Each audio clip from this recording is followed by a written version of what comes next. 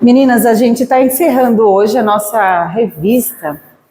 Hoje é a última lição, lição número 8. No final a gente fala o que vai acontecer.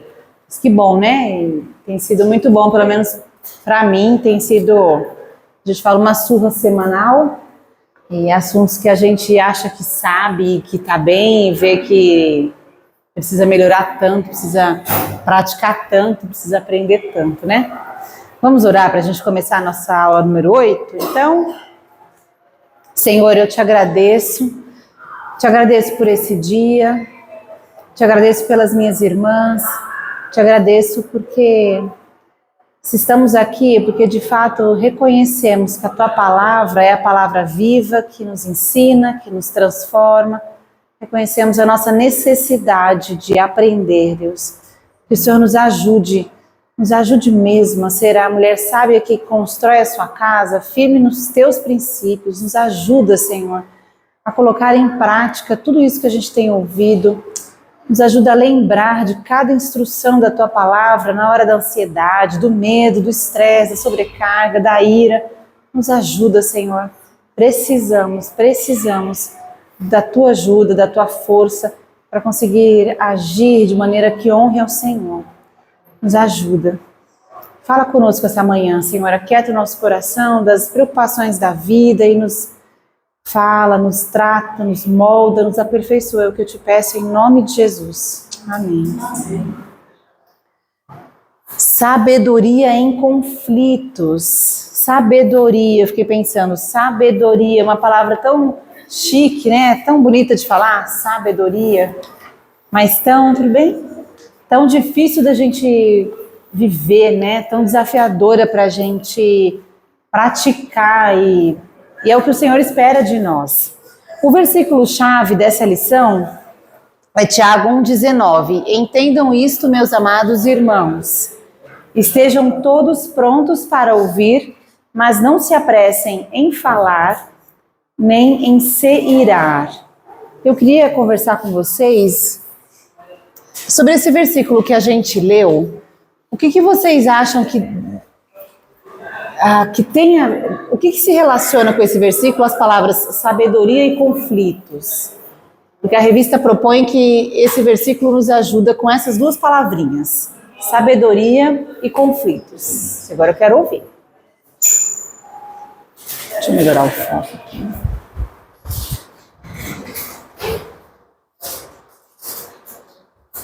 Tem um provérbio, não lembro agora a referência.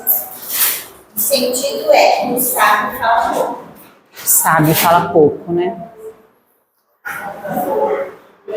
Eu fiquei um tempo pensando, porque a revista propõe para vocês, mas não dá a cola, a resposta do que eu tenho que falar para vocês depois. Então, e eu fiquei pensando e o que veio à minha mente são os desafios mais corriqueiros, né? É o falar, é o ouvir e o se irar. Eu acho que a gente passa por essas três palavrinhas todos os dias. O falar, o ouvir e o se irar. E eu penso que a sabedoria está relacionada ao falar, ao ouvir, ao controlar a ira, porque quem fala mal, quem ouve pouco, quem se apressa em irar-se, vai arrumar conflitos. Né? Vai arrumar conflitos. Olha a introdução da nossa revista, fala assim: quem não gostaria de ser mulher sábia? Mas o que é a sabedoria? De acordo com as escrituras, sabedoria é temer a Deus e reconhecer que dele vem toda a sabedoria, é empenhar-se em obedecer ao Senhor, é refletir sobre as consequências de suas escolhas, é moldar a mente conforme Cristo e não seguindo os padrões do mundo. Sábio é crer em Deus, ler a Bíblia e meditar nela, além de orar pedindo a Deus por mais da sua sabedoria. Para desenvolver sabedoria, vale a pena cavar a palavra de Deus, como quem cava minas e se fatiga buscando ouro e prata. E a gente vai abrir a Bíblia. Vamos abrir a Bíblia? Acho que é muito precioso para a gente passar reto.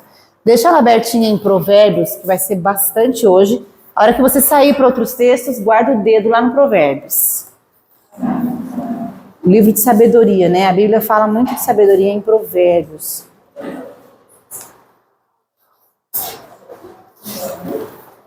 E para quem não tem o hábito de ler a Bíblia todos os dias, uma boa maneira de começar é um Provérbios por dia, né? Provérbios tem 31 capítulos, a gente sabe, e como ele é rico de conselhos de sabedoria. O que eu disse é Provérbios 17:28, que fala: até o tolo estando calado é tipo sábio. Até o tolo, quando se cala, aparenta ser sábio, né? É verdade.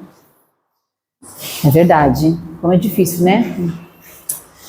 Temer a Deus, sabedoria é temer a Deus e reconhecer que dele vem toda a sabedoria. Provérbios 1:7 fala assim: o temor do Senhor é o princípio do conhecimento, mas os insensatos desprezam a sabedoria e a disciplina. Então, quem teme ao Senhor busca conhecimento, mas os insensatos desprezam. É o temor do Senhor, né? 2:6. Pois o Senhor é quem dá sabedoria, de sua boca procedem conhecimento e discernimento. Então, quer conhecer, quer ter sabedoria, quer ter discernimento, busque ao Senhor, busca ao Senhor. Provérbios 3, de 5-7, empenhar-se em obedecer, fala assim: confie no Senhor de todo o seu coração e não se apoie em seu próprio entendimento. Reconheça o Senhor em todos os seus caminhos e ele endireitará as suas veredas. Olha só, não fala recorra à sua sabedoria, né? Não seja sábio aos seus próprios olhos, tema ao Senhor e evite o mal. Então, a referência é o Senhor, o que o Senhor pensa, o que o Senhor diz, o que o Senhor orienta nesse assunto, como eu devo me portar, Senhor. Qual é a sabedoria que o Senhor tem para isso? Ele fala, não vai pela sua cabeça, não vai pela sua cabeça. Refletir sobre as consequências das escolhas. Provérbios 2, 7-11 fala assim: ele, o Senhor, reserva a sensatez para o justo, como um escudo, protege quem anda com integridade. Quer ser protegido? Ande com integridade. Pois guarda a vereda do justo e protege o caminho dos seus fiéis. Então você entenderá o que é justo, direito e certo, e aprenderá os caminhos do bem, pois a sabedoria entrará em seu coração, e o conhecimento será agradável à sua alma. O bom senso o guardará e o discernimento protegerá. Olha as bênçãos da sabedoria. Olha as bênçãos da sabedoria. Como a gente evita consequências ruins. Se a gente buscar a sabedoria de Deus para decidir, para escolher. Gálatas 6, 7-8. Alguém está em Gálatas já?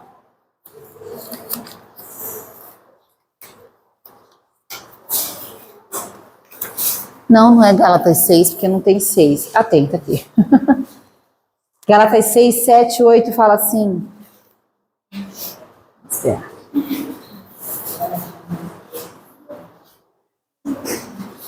Não se deixem enganar, de Deus não se zomba, pois o que o homem semear, isso também colherá. Quem semeia para a carne, da carne colherá destruição, mas quem semeia para o Espírito, do Espírito colherá vida eterna. Esse versículo é muito sério, né, gente? É muito sério. A gente, às vezes, não quer parar para aprender a sabedoria. Na hora de uma situação, a gente não quer parar para uma oração e falar assim, me dá sabedoria, como é que o Senhor quer que reaja? A gente vai com a nossa cabeça, porque eu sei, disso eu entendo, disso cuido eu. E quando as consequências vêm, a gente acha que Deus não está sendo tão bondoso assim comigo. Olha o que eu estou passando. Olha só os problemas que eu estou vivendo. E a gente esquece que de Deus não se zomba. A gente está vendo à noite, né? Foram comendo nas costas de Davi, porque de Deus não se zomba. Quem semear para a vida vai colher vida, mas quem semeia para a carne vai colher morte. Vai colher morte. O Senhor abandona? Se você é filho e está semeando errado, o Senhor te abandona? Não. Mas Ele vai te livrar das consequências? Também não. Também não. Ele vai corrigir. Porque de Deus não se zomba. Então que isso traga temor no nosso coração, né? É muito sério a gente sair decidindo conforme a nossa própria sabedoria. E isso às vezes gera até uma arrogância. e que a gente tenha temor com relação a isso. E o temor que eu falo, até um pouquinho de temor egoísta, sabe? Aquele temor de quem não quer que a vara arda nas costas. Você não quer que a vara arda nas suas costas? Tema ao Senhor. Tema ao Senhor. E obedeça, obedeça. Moldar a mente conforme Cristo. O que fala Romanos 12, 1 e 2? Renovai-vos, né? Pode ler. Portanto, irmãos, suplico que entregue seu corpo a Deus, por causa de tudo que ele fez por vocês, que seja um sacrifício vivo e santo, do tipo que Deus considera agradável.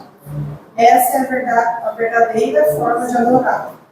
Não imitem o comportamento e os costumes deste mundo, mas deixem que Deus os transforme por meio de uma mudança em seu modo de pensar, a fim de que experimentem a boa, agradável e perfeita vontade de Deus para vocês.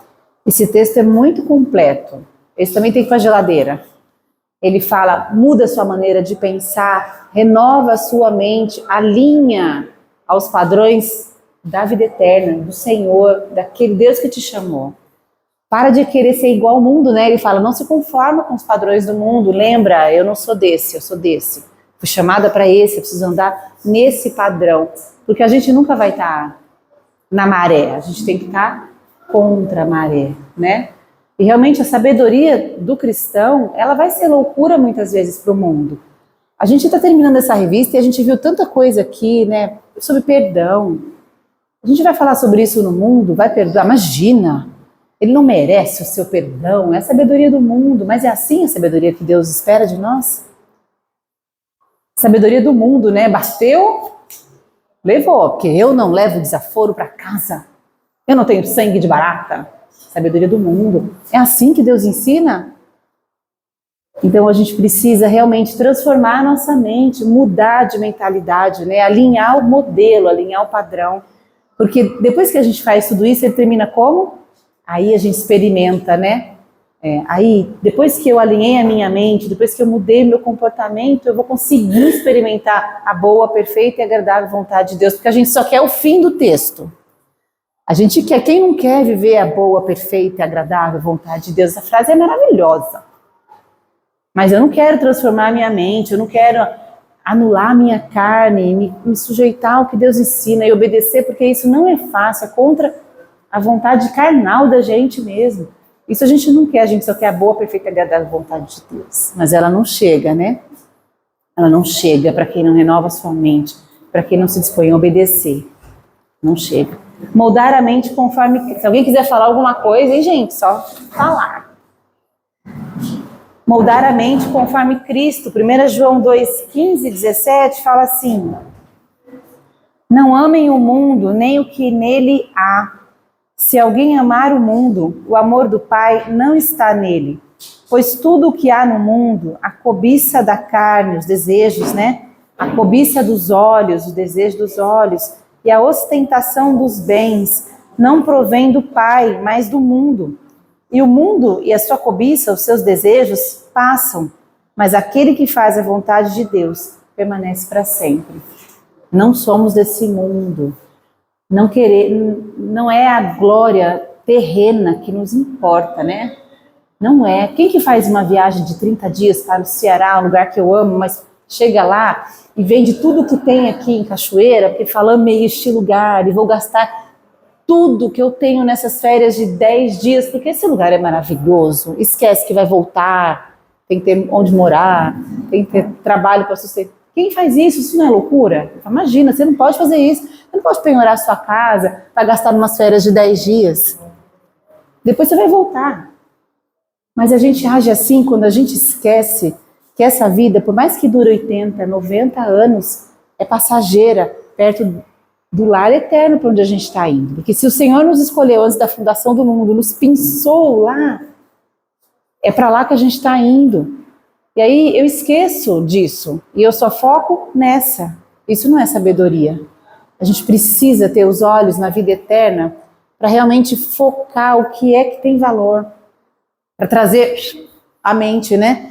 Quando a gente é tentada pela cobiça da carne, pela cobiça dos olhos, para colocar o coração nesse mundo, a gente precisa, volta. A gente não é daqui, é só férias. Nem férias, né? É só trabalho. Nossa aposentadoria é lá. O tempo do melhor da vida vai ser lá. O melhor da vida vai ser lá. O melhor da vida vai ser lá. Os meus meninos às vezes falam, mãe, será que um dia a gente vai conseguir ir na Disney? Eu falo, não sei, filho, eu também penso isso desde que eu sou adolescente. Mas se a gente não for, pensa com a mãe. Se Deus fez a Disney nessa terra que vai ser queimada, o que não tem lá na vida eterna pra gente aproveitar? Tem mais, tem melhor. Porque a gente tem que lembrar, nós não somos daqui, nós somos de lá. E nem olhos viram, nem ouvidos ouviram, nem jamais penetrou em coração humano. Não é assim que a gente sabe? O que Deus tem preparado para aqueles que o amam. Então, o que são as cataratas do Iguaçu? O que são aqueles cânions que a gente não consegue conhecer tudo, né? Tanto lugar lindo no mundo que a gente olha na televisão e fala, queria ir e não conhece. Gente, lá vai ser muito melhor, porque nem olhos viram, nem ouvidos ouviram. Nós pertencemos a outra pátria, volta para a lição. E a sabedoria é buscar o Senhor. Sabedoria é cavar a palavra atrás de ouro e prata. Provérbios 2, 4 a 6. Eu tirei meu dedo do Provérbios. Alguém está aí? Provérbios 2. Pode. Busque-o como a prata, procure-os como os tesouros escondidos. Então entenderá o que é o temor do Senhor e obterá o conhecimento de Deus. Pois o Senhor concede sabedoria, de sua boca vem conhecimento e entendimento. Esse Provérbios 2, ele ensina para mim empenho, né? Ele não fala assim, olha só. Meu filho, se você aceitar as minhas palavras, guardar no coração meus mandamentos, se der ouvidos à sabedoria, inclinar o coração para o discernimento, se clamar por entendimento e por discernimento, gritar bem alto, quem está gritando bem alto quer muito, está se esforçando, se procurar a sabedoria e buscá-la como quem busca um tesouro escondido, igual criança procurando ovo de chocolate, busca com toda intensidade, então você entenderá o que é temer o Senhor e achará o conhecimento de Deus. Eu entendo que o conhecimento de Deus, o entendimento do santo, o temor do Senhor, vai ser revelado para esses que procuram assim, com sangue nos olhos. É um buscar o Senhor de todo o coração mesmo. Não é aquela busca, hoje eu já fiz tudo na vida, e são 5 para meia-noite, 10% do meu raciocínio ainda está ativado, eu vou ler a Bíblia. Que bom, tudo bem. Se você só pode isso, faça isso. Mas eu não consigo achar, de todo o meu coração, eu não consigo achar que é esse nível de esforço que vai levar você para entender o que é temer o Senhor e achar o conhecimento do santo, porque ele fala aqui que ele se revela para quem busca, como a gente busca ar quando está engasgado, com força, com vontade, como a gente bebe água quando chega de um treino de corrida desidratado, a gente quer água. Senhor, que eu busque a tua sabedoria nesse nível de intensidade, porque eu tenho que reconhecer de verdade que eu preciso tanto. Não como último recurso, como o primeiro.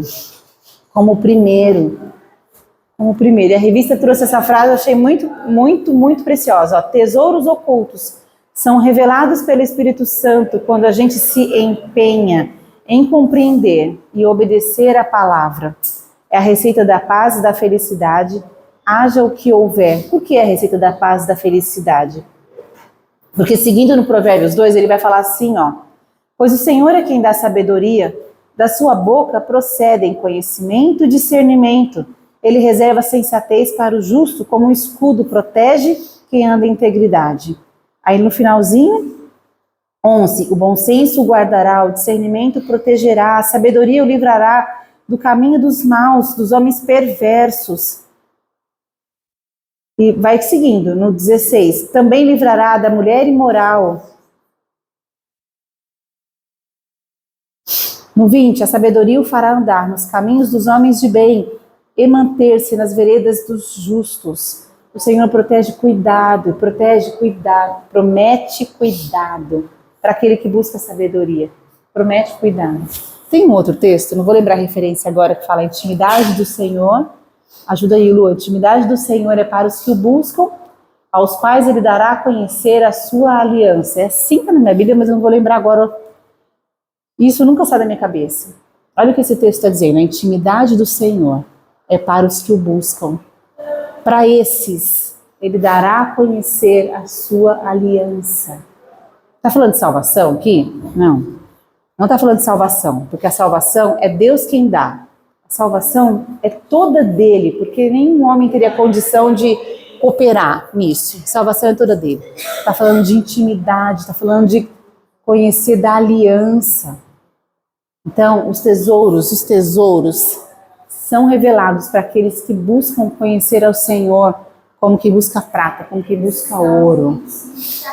Salmo 25:14, a intimidade do Senhor é para os que o buscam, né? Aos quais ele dará a conhecer a sua aliança. Então, organiza a sua vida, né?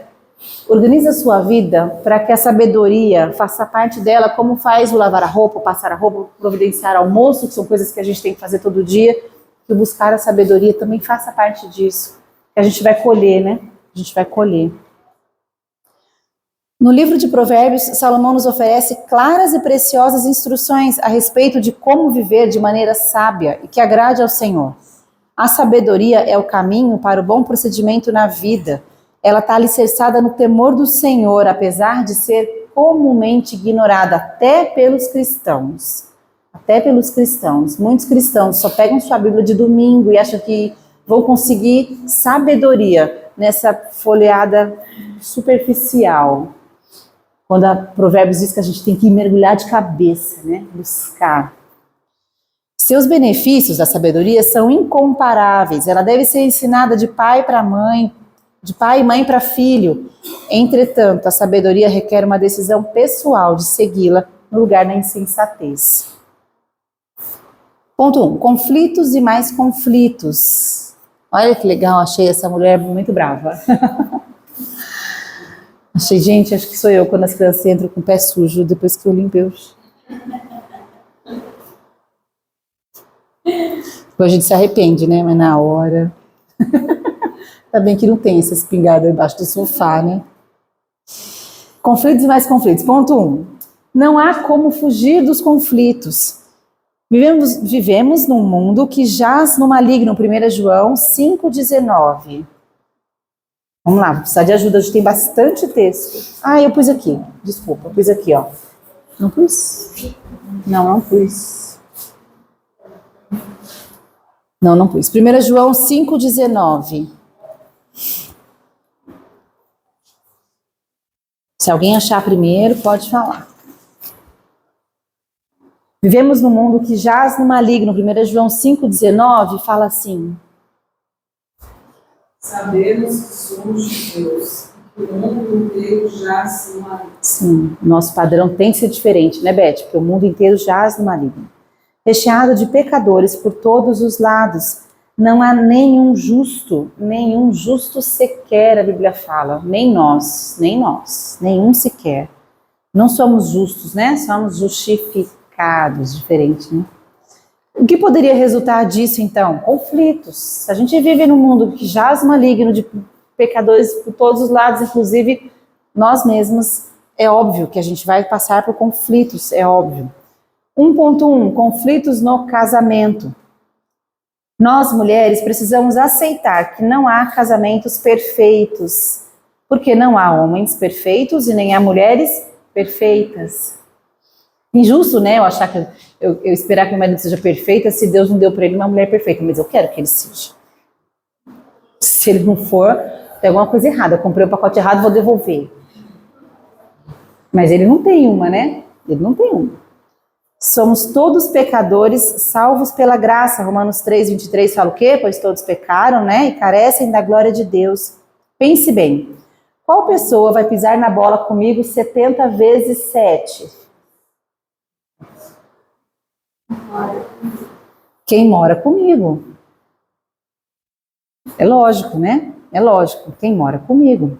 O que diz Mateus? Então Pedro se aproximou de Jesus e perguntou: Senhor, quantas vezes devo perdoar alguém que peca contra mim? 7? O que ele disse? Não, 70 vezes 7, né? Eu acho que Jesus quis dizer infinito, infinito, infinito. E por que Pedro falou 7? Que é o número da perfeição, né? Acho que o Pedrão falou, agora eu arraso. Se eu perdoar 7, bati a meta. O meta alcançado, perfeição atingida, uma estrelinha dourada na minha ficha. Se pisar no meu calo na 8ª vez, já estou liberado para não perdoar. E Jesus fala, não. Multiplica a perfeição muitas vezes. Ela é lá em cima, é 70. Quando duas pessoas tão diferentes assumem o compromisso de viverem juntas, é claro que haverá conflitos. O homem é diferente da mulher. Ele pensa, ele fala, ele age, ele reage como um homem. Eu estava lendo um livro esses dias, eu comecei a rir. Eu falei, gente, é verdade. Que coisa mais assim, óbvia, né? É óbvio isso, mas por que às vezes não faz sentido? Se ele é homem, ele pensa que nem homem, ele fala que nem homem, ele acha que nem homem, às vezes ele é lerdo que nem homem, ele faz devagar que nem homem, mas ele é bom em várias outras coisas como homem. Mas por que eu me irrito se ele age como homem, se ele é um? Por que às vezes a gente se irrita? Porque a gente espera que eles ajam como nós que somos mulheres, se eles não são uma. Né?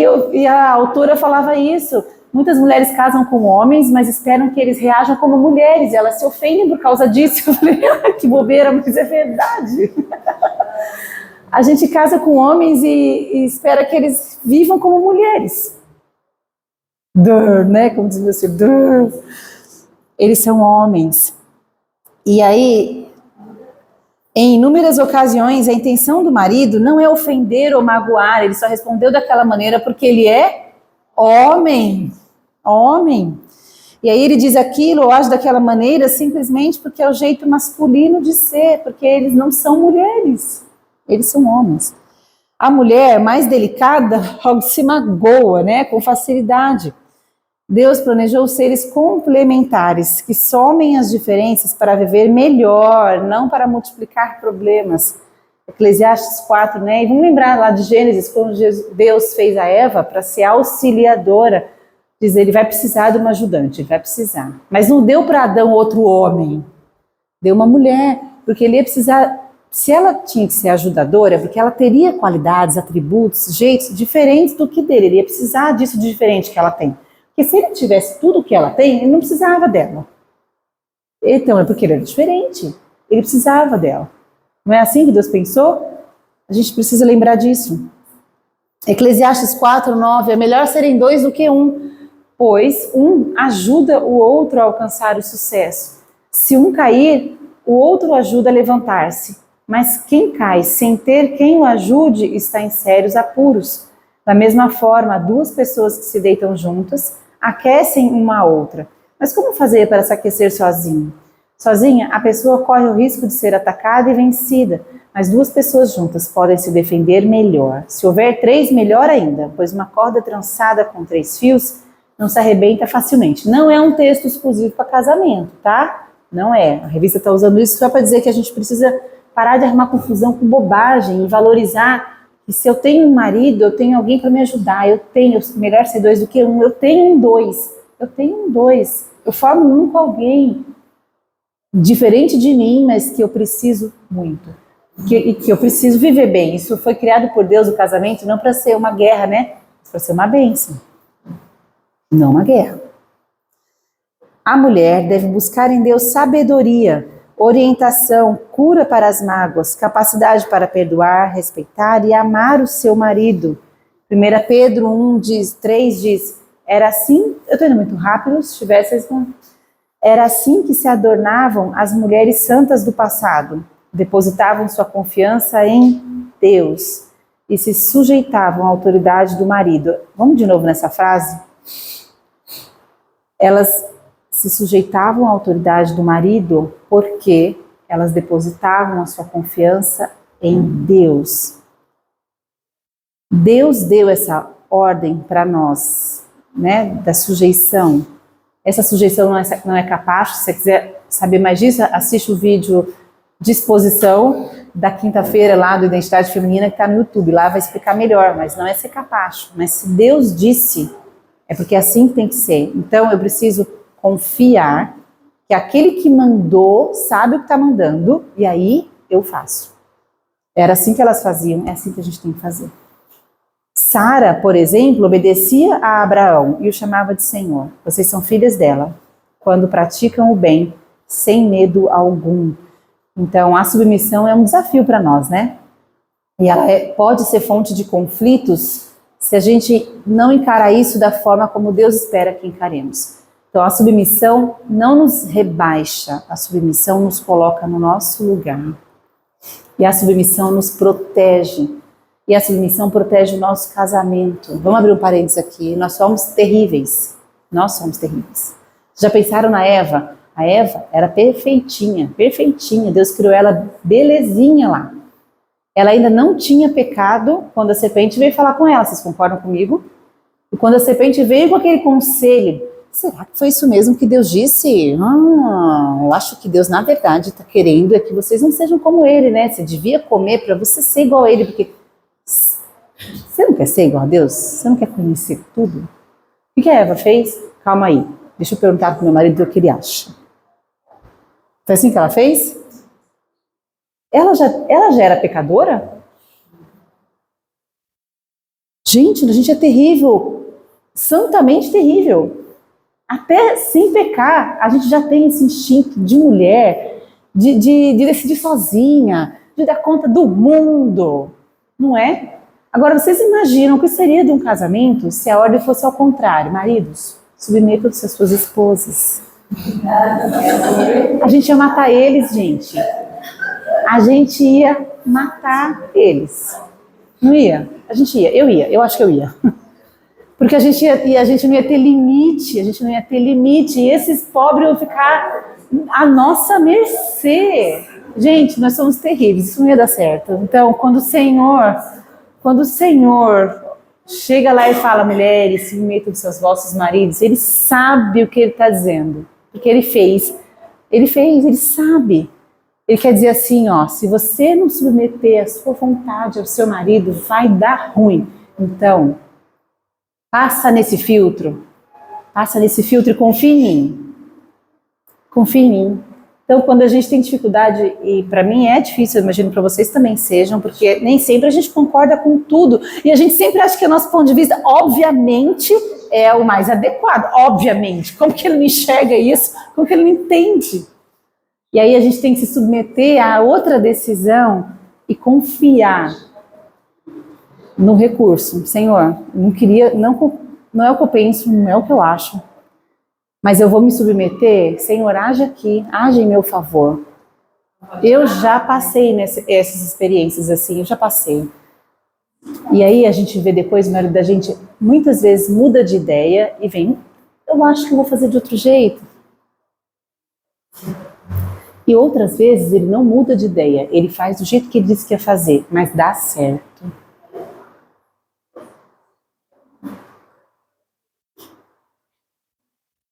Daí eu penso, se tivesse feito o que eu tinha falado, agora ia estar nas costas de quem? Então, Deus deu para os maridos as costas largas, sabe a costa quente? Por que a gente usa essa expressão costa larga? Porque é a costa que vai apanhar primeiro, né? A chibatada vem primeiro nessa. Deus deu para eles as costas largas, então que a gente use essa benevolência, se sujeita mesmo, confia no Senhor, porque é nessas costas que vai vir a cobrança depois. Então é uma proteção. Volta aqui, estou falante demais hoje, né? Só para complementar aí, por exemplo, o pastor falando, e mesmo que ele faça do jeito dele, que dê errado, a gente não tem que depois ficar apontando, falando, tá vendo, você fez do seu jeito, a gente tem que ficar quietinho e assumir as consequências. Junto. Porque isso é o que você falou, é obedecer a Deus, não a ele. Isso, a Deus. A gente se sujeita ao marido não porque ele manda eu obedeço, mas porque é acima dele, é de Deus que vem essa ordem. E a gente está falando de conflitos, né? Eu tenho uma professora que falava assim, existe uma frase proibida no vocabulário da esposa. Sabe qual é? Eu te disse. Gente, eu te disse é um fósforo no álcool, não é? Mas a gente adora ela. Não pode. Se nós queremos ser mulheres sábias, que fogem dos conflitos, o eu te disse não pode estar no vocabulário. Porque o eu te disse não vai resultar numa conversa alegre e pacífica. O eu te disse é o fósforo no álcool, né? Tá rindo, né, Claudinha? Eu te disse. Quais as situações do dia a dia do casamento que costumam gerar conflitos? O que vocês acham? Quais são? Eu penso em uso do dinheiro, né? Uso do tempo, às vezes a gente quer fazer uma coisa, quer fazer outra. O que mais? Decisão com relação a filhos, né? Só eu que às vezes quero enforcar o pescoço e ele fala, calma que eu resolvo. Aí você tem que falar. Daí esse calma que eu resolvo leva às vezes alguns dias. E a gente já queria o pescoço torcendo no mesmo minuto. E calma que eu resolvo leva um tempo. Mas depois que o meu sangue esfria, eu falo, Deus, obrigada, porque eu ouvi um calma que eu resolvo, porque senão o pescoço estava quebrado essa hora. E aí, a hora que eu me acalmasse, eu me arrepender, né? Porque não dá para colar pescoço. Então, é difícil, gente, é difícil. O que mais? O que vocês acham? O que é difícil? Mas lembrem disso, a sujeição não é algo que a gente faz. Por mais que a gente ame o nosso marido, muitas vezes vai ser fácil se sujeitar, muitas vezes vai ser difícil. Mas é um compromisso diante de Deus, de Deus. E é Ele que vai dar bom cabo disso, né? Entrega para Ele a consequência também. Ponto 2. Desejos também geram conflito, porque eu acho que sempre os meus desejos têm que ser satisfeitos, o outro não. Os nossos desejos. E se somos pessoas diferentes, nossos desejos são diferentes, né? Mas tem hora que vai ter que, né, tem abrir mão. Tem que ser ajustado, né? De repente não vai ser nem o meu nem o dele, mas tem que seja com os dois. Mas tem que ter esse ajuste. Ponto 2. 1.2. Conflitos com os filhos. Se já há conflitos entre dois adultos que se amam, imagine quando são somados 1, 2, 3, 4, 5, né? 9 seres vivos, de diferentes idades, com diferentes temperamentos e todo mundo pecador.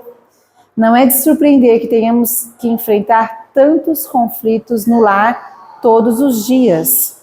Quanto mais pecador junto, né? Maior a probabilidade matemática dos conflitos. Precisamos levar em conta que os filhos têm personalidade e desejos próprios e nunca perder de vista que são seres pecadores. Provérbios 22:15. Tá aqui. Tá aqui, ó. O coração da criança é inclinado à insensatez, mas a vara da disciplina a afastará dela. Esse versículo, ele é contrário àquela frase bonitinha que a gente ouve de que as crianças são puras. Puras, anjinhos, são puros. Não precisa de disciplina, esse ser tão bonitinho. E a Bíblia fala, não, o coração dela é inclinado à insensatez. O que é insensatez? Loucura. Loucura. Quer tirar a loucura de dentro desse coração? É a vara da disciplina, né? É a disciplina. Por mais que os amemos e eduquemos, eles não deixarão de ser pecadores. Qual mais mãe, além de mim, que às vezes a gente se espanta com a atitude do nosso filho, né? Fala, como que ele fez isso? Como que saiu isso de dentro desse menino? Ele não aprende isso aqui em casa. A gente esquece que eles são pecadores. A gente esquece. E quando eles estão agindo assim, eles estão revelando, preciso de ensino, preciso de disciplina. Sinal vermelho acendendo, preciso de correção. Por mais que os amemos, onde houver pecado, haverá conflitos. Deus quer nos usar para ensinar os nossos filhos a sabedoria bíblica. Olha o que diz Provérbios 6. Meu filho, obedeça aos mandamentos de seu pai e não deixe de lado a instrução da sua mãe. Guarde as palavras deles em seu coração e amarre-as em seu pescoço. Quando você andar, os conselhos dos seus pais o guiarão. Quando você dormir, eles o protegerão. Quando acordar, eles o orientarão. Pois o mandamento é lâmpada, olha só, é lâmpada, é luz, é claridade, né? E a instrução é luz. E as correções da disciplina são o caminho que conduz à vida. Então o mandamento não é algo chato, que eu tenho que obedecer. A Bíblia fala que ele é lâmpada, é aquilo que clareia, me ajuda a enxergar. A instrução é isso, me ajuda a enxergar.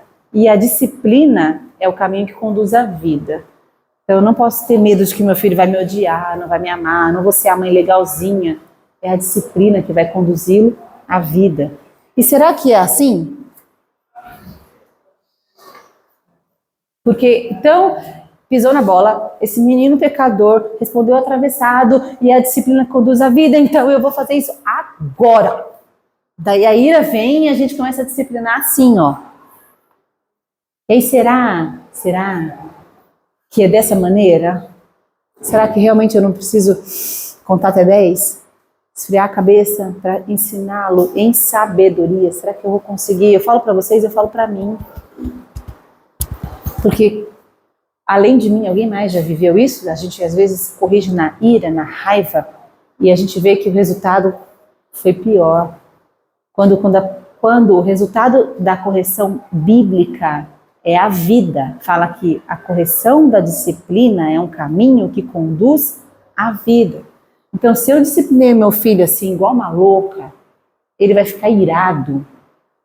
Eu acho que eu não consegui levar ele para a vida.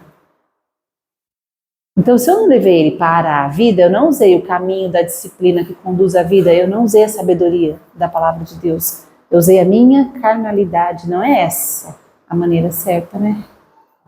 Não é essa a maneira certa. Precisamos ter sabedoria. Então, no casamento, nos filhos. O que é mais difícil quando a gente fala em conflitos com os filhos? O que vocês acham? A soberba. Soberba, né? Desobediência. A soberba tem a ver, eu que sei, né? Ou frase. Ou frase, eu que sei. A gente também pedir, a gente peca, né? Em relação à correção, a gente tem a capacidade de perdão por isso. É, quando a gente é. Isso é muito importante. Para eles verem que a gente também é. Isso é verdade, porque eu já precisei dessa. Muitas vezes na hora da ira a gente corrige erradamente, acha que tá, e aí vê que não levou para a vida. Aí precisa voltar lá e falar, me perdoa, não era assim. Não, você precisa de correção, mas não dessa. Não dessa maneira. Eu errei, eu pequei, eu corrigi você tão errada quanto você, porque eu fui na minha carne. Eu já precisei mais de uma vez. E eu não me orgulho disso, sabe, irmãs? Mas é uma luta, a gente precisa recorrer à sabedoria de Deus, a gente precisa. A gente precisa. A gente precisa. A gente precisa. Filhos, a gente precisa. E a gente às vezes espera deles comportamentos maduros, né? Mas a gente esquece que eles não têm idade de quem já teve uma vida para externar comportamentos maduros. E a minha mãe falou isso uma vez outro dia, sabe? A minha sobrinha, a gente viu alguma coisa na televisão e ela falou, a polícia tinha que pegar esse cara e matar ele. E aí a minha mãe falou, eita, Jéssica, eu falando o nome, eita, é assim que a Bíblia ensina? E aí a gente começou a rir e falou, mas a gente não pode esperar muitas vezes um comportamento muito maduro de alguém que não tem maturidade para isso. Ela ainda era uma menina, eu nem lembro o que foi que o cara tinha feito lá na televisão, devia ser algo mesmo terrível, né? Mas às vezes eu quero que eu me aborreço com o meu filho porque eu quero que ele tenha sempre atitudes maduras, na palavra de Deus. Na sua idade. Ai, outra frase que não pode, né? Outra frase que não conduz à vida, porque eles odeiam ouvir isso. Eu, na sua idade... Ai, Deus, como a gente precisa de sabedoria. Como a gente precisa de sabedoria. Vamos seguir que o sinal já bateu. Eu tô falante hoje, né?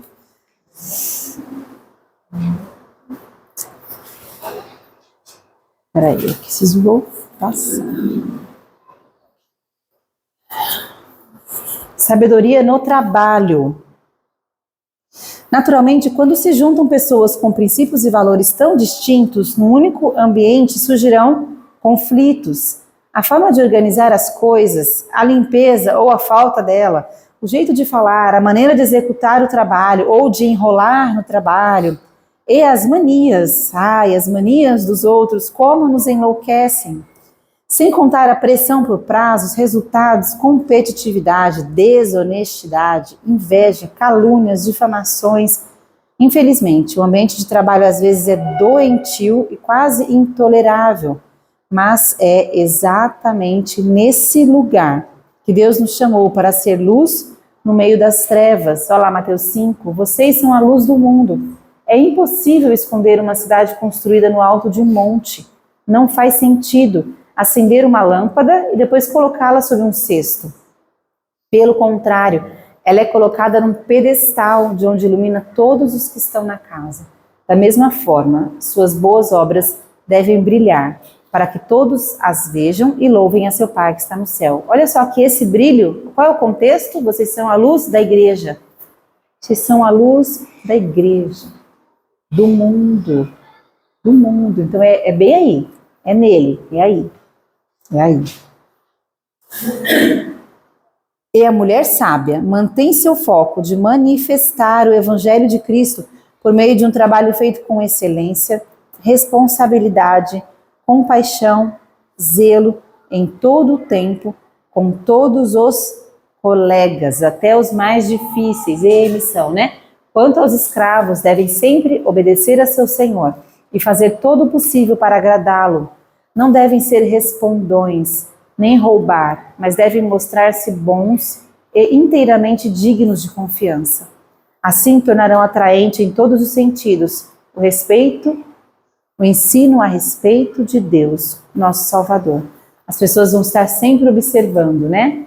Não adianta a gente falar os 5 pontos da salvação de cor no trabalho, mas a gente não tem uma vida que mostra que eu sou comprometida com esse reino, que eu vivo nesse padrão diferente, que Ele é o meu Senhor. Se a gente não vive de maneira diferente, pouco importa o que a gente fala. As pessoas não estão ouvindo isso. Elas estão observando como a gente vive, né? Como a gente vive. Reflita. Existe uma ou mais pessoas com quem você tem enfrentado os conflitos no trabalho? Pense um instante nelas. Agora leia Mateus 5 e reflita. Você está preparada para amar essa pessoa, mesmo que ela continue a atormentar você? Não coloquei Mateus aqui, eu coloquei. Vocês ouviram o que foi dito, ame o seu próximo e odeie o seu inimigo. Eu, porém, lhes digo, amem os seus inimigos, orem por quem os persegue, e desse modo vocês agirão como verdadeiros filhos de seu Pai que está no céu, pois Ele dá a luz do sol, tanto a maus como a bons, e faz chover para justos e injustos. Se amarem apenas aqueles que os amam, que recompensa receberão? Até os cobradores de impostos fazem o mesmo. Se cumprimentarem apenas os seus amigos, o que estarão fazendo demais? Até os gentios fazem isso. O padrão do reino é amar os inimigos, né? Orar por eles. Amar os inimigos, orar por eles. Para terminar, Romanos, nunca paguem o mal com o mal. Pensem sempre em fazer o que é melhor aos olhos de todos. E no que depender de vocês, vivam em paz com todos. Amados, nunca se vinguem. Deixem que a ira de Deus se encarregue disso. Pois assim dizem as Escrituras, a vingança cabe a mim, eu lhes darei o troco, diz o Senhor. Pelo contrário, se seu inimigo estiver com fome, dele de comer, se estiver com sede, dele de beber, ao fazer isso amontoará brasas vivas sobre a cabeça dele. Não deixem que o mal os vença, mas vençam o mal praticando o bem. É uma proposta diferente, né, do reino de Deus, não é o bateu, levou. Bateu, ama. Quer dizer, apanhou? Ama. Foi ofendido? Ama. Quer amontoar brasas vivas na cabeça dele? Então ama mais ainda. E deixa que o Senhor se encarrega, né? Deixa que o Senhor se encarrega. A lição segue mais. E agora eu não sei, Lúcia, se eu continuo. Tá pronto aqui, por causa da hora. O que vocês acham? São 10 horas. Tem mais... Agora vai correr muito. Deixa então? Então tá. Então a gente vai pausar aqui e vai continuar semana que vem. E depois a gente acessa para ver. Irmãs, como a gente não concluiu hoje, parou no meio, né? Então que fique por hora. Os tesouros escondidos são para aqueles que cavam a sabedoria da palavra de Deus. Que a intimidade do Senhor é para aqueles que o buscam. E que a sabedoria, como diz Provérbios 2, ela é encontrada para aquele que busca como prata, como ouro, para aquele que se esforça, para aquele que vai atrás. Que fique isso para a gente essa semana, né? Como que vai brotar sabedoria se eu não encho a cachola e o coração de sabedoria? Amém? Vamos orar então para terminar? Senhor, obrigada. Obrigada porque o Senhor não nos deixa sós nesse mundo de trevas, como a gente leu. O mundo jaz no maligno, e é verdade, nós somos pecadoras, sim, a nossa carne milita contra o Espírito, a palavra fala, é verdade, isso tudo é um pacote bem difícil, Senhor. Mas obrigada porque o Senhor promete socorro, promete ajuda, e o Senhor promete sabedoria àquele que busca.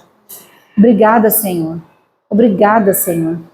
Que o Senhor nos ajude, Senhor, a buscar essa sabedoria de verdade, não só num discurso, mas de verdade, na prática, no dia a dia, para que de tal maneira a gente fique cheia da tua sabedoria e a gente reaja com sabedoria na hora que os conflitos aparecem, porque eles vão aparecer, eles aparecem todos os dias.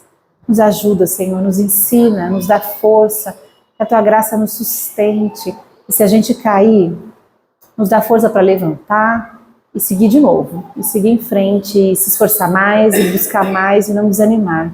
Seja sobre nós, eu te peço, Pai, em nome de Jesus. Amém. Então, bom domingo, até mais tarde.